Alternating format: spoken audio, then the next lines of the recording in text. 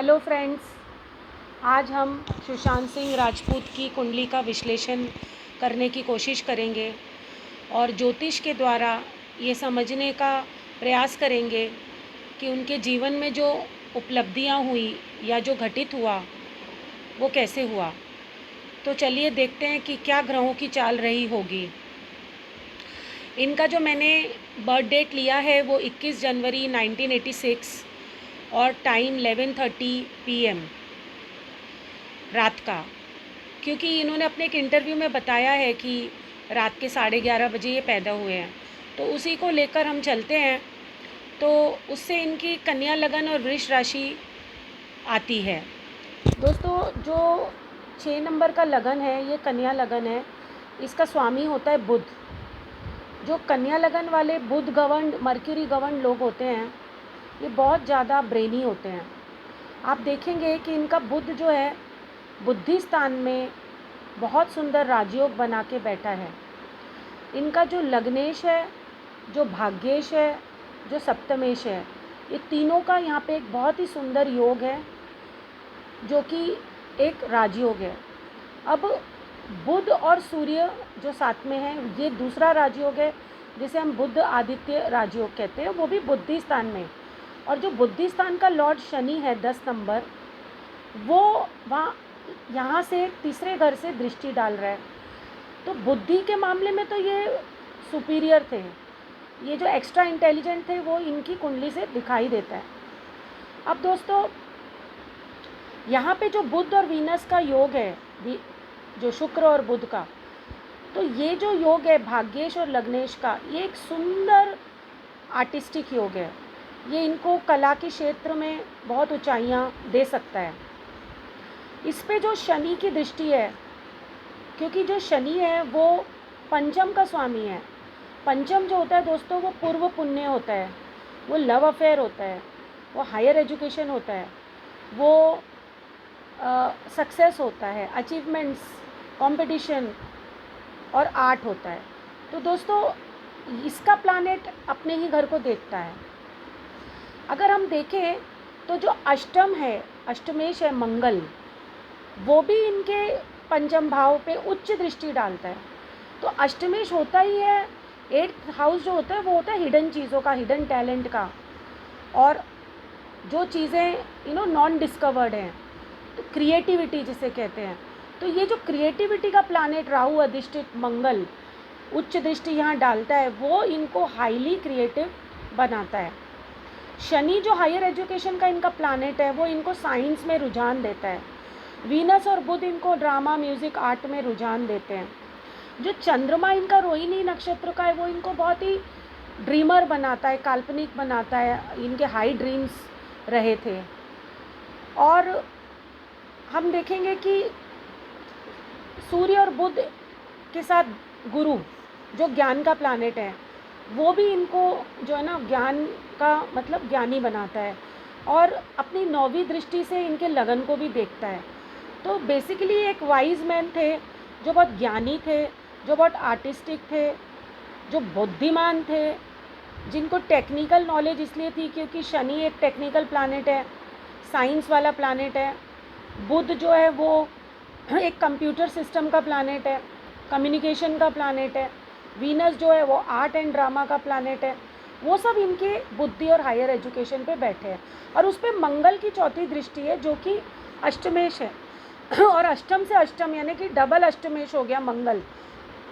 ऐसा मंगल जो बहुत ही सीक्रेटिव है, बहुत ही हिडन है, बहुत ही क्रिएटिव है, ऐसा मंगल इनको उच्च दृष्टि यहाँ डालता है, जो कि इनको क्रिएटिविटी के फील्ड में डिस्कवरी तक लाने का योग बनाता है।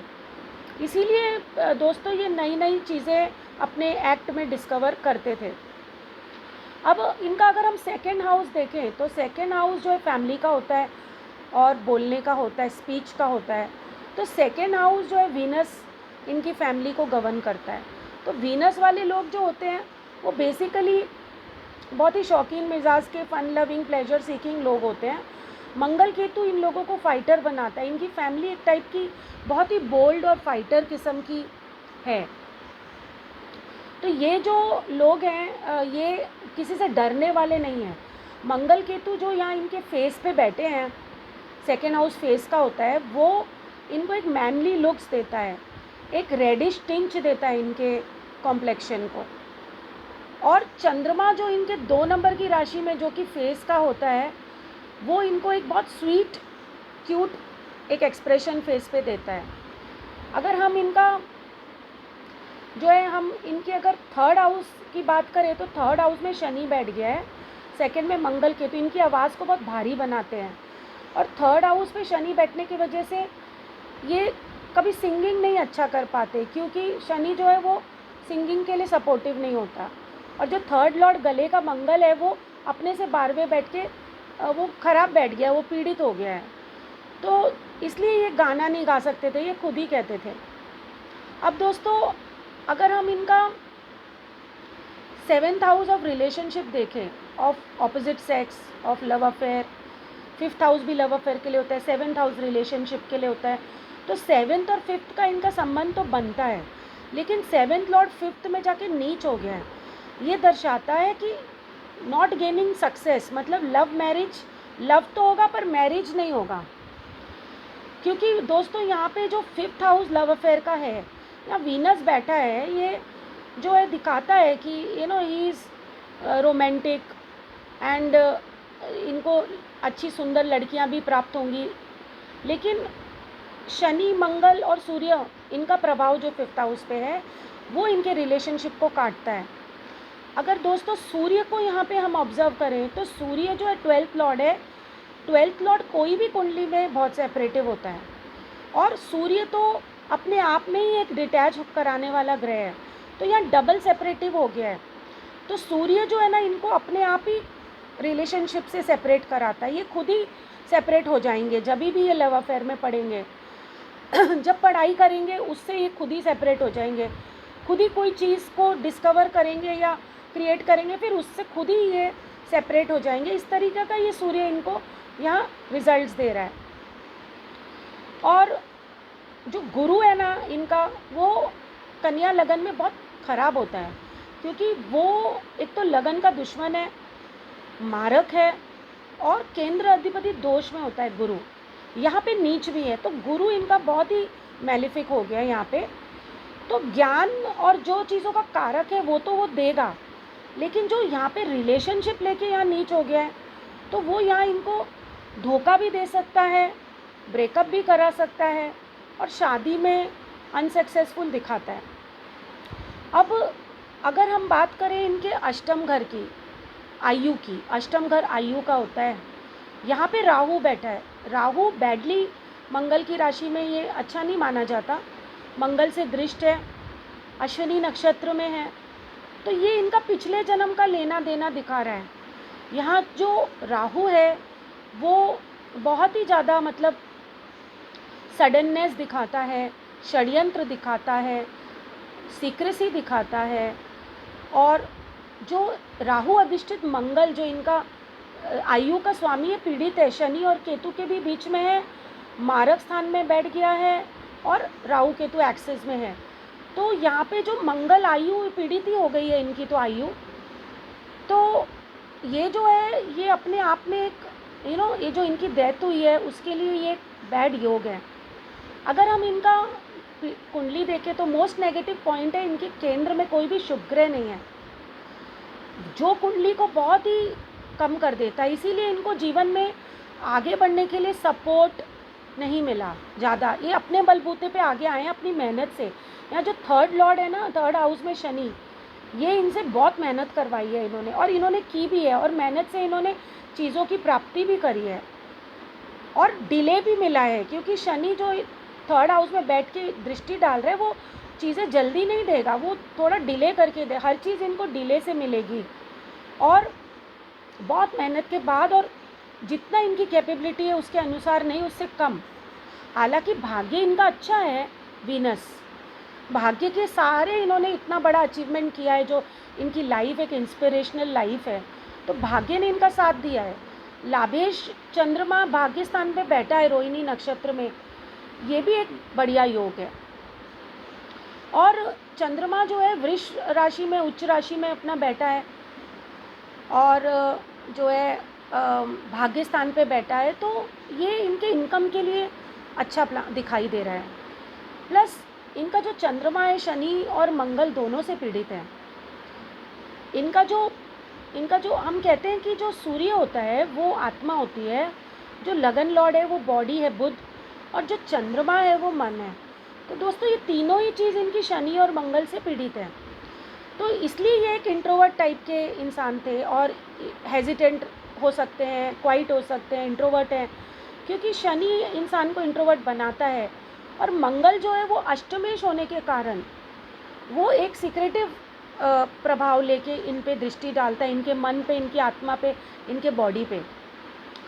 और अगर हम देखें कि इनका जो इनकी जब राहु की दशा थी दोस्तों, तो इन्होंने इंजीनियरिंग छोड़ के ये सिनेमा की तरफ अट्रैक्ट हुए। तो दोस्तों राहु तो होता ही है एक सिनेमा का, फोटोग्राफी का, फेम का, डिल्यूजन का, इल्यूजन का, और मटेरियलिस्टिक गेन्स का प्लानट। उसने इनको सिनेमा की तरफ अट्रैक्ट किया।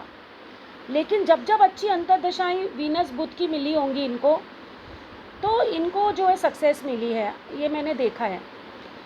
तो राहु ने इनको फिल्मी दुनिया की तरफ अट्रैक्ट किया, पर वो एक डिल्यूजन था दोस्तों। और राहु की महादशा में इन्होंने अनकन्वेंशनल टॉपिक्स पे, जैसे जो कि राहु रिप्रेजेंट करता है, जैसे कि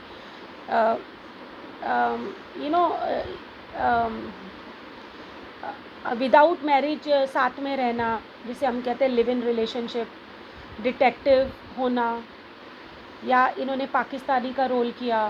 तो इस तरीके के रोल्स जो राहु रिप्रेजेंट करता है इन्होंने सिलेक्ट किए राहु की महादशा में। इनकी गुरु की महादशा कुछ 2016 से या उसके पहले 2015 में शायद शुरू हुई।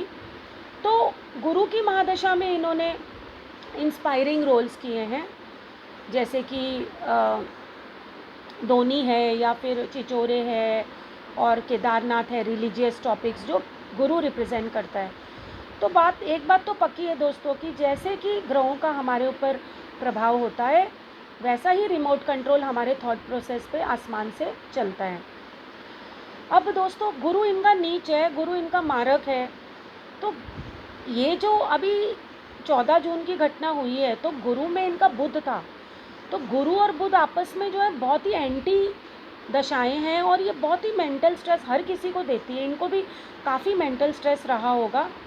और इनकी जो कुंडली है ना दोस्तों, ये जो पाश्विक योग है, कोई केंद्र में ग्रह नहीं है, वो सबसे वीक पॉइंट है इनकी कुंडली का। इनको कोई सपोर्ट या प्रोटेक्शन नहीं था, ये सेल्फ मेड मैन थे, इनका कोई गॉडफादर नहीं था। और इसीलिए जो कुंडली है ना आयु की दृष्टि से वीक भी हो जाती है।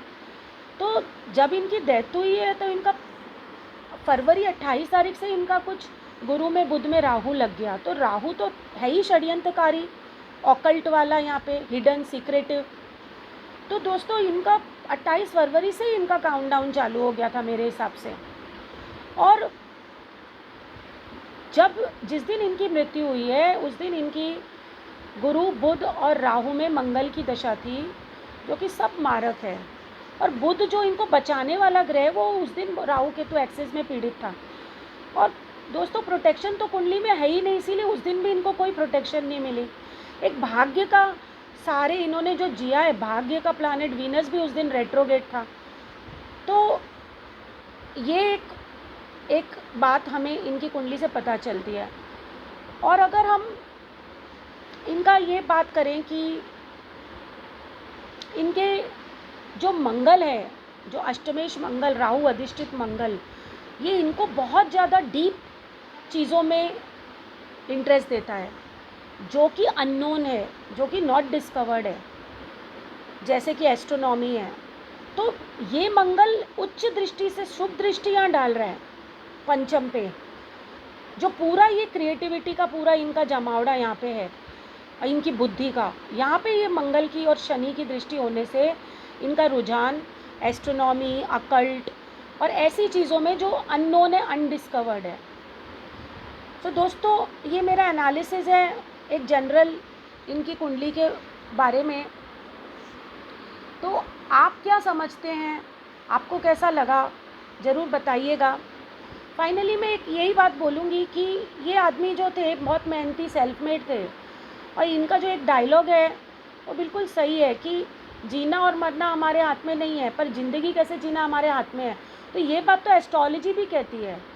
ज्योतिष जो होता है वो ईश्वर की ज्योति है, वो भगवान ने हमें एक ब्लेसिंग दिया है ज्योतिष के रूप में, कि वो एक टॉर्च समान है। जो जीवन इतना कठिन है, जो हर किसी की जीवन अपने आप में एक यूनिक स्टोरी होती है, और वो इतना मुश्किल होता है समय एक एक समय पे कि इंसान समझ नहीं पाता है क्या करना है, क्या नहीं, क्या राइट है। तो ज्योतिष की ज्योति का हमें टॉर्च अपने लाइफ में उसकी लाइट ज़रूर लेनी चाहिए दोस्तों, जिससे कि हमें ये पता चले कि हमें क्या कर्म करना है, कब करना है, कैसे करना है। जो जो ज्योतिष में जो हम उपाय बताते हैं दान करने का या फिर मंत्रों का, ये सब भी एक कर्म का पार्ट है। या हम कहते हैं कि आपका समय ठीक नहीं है, बी पेशेंट, तो वो भी एक कर्म है।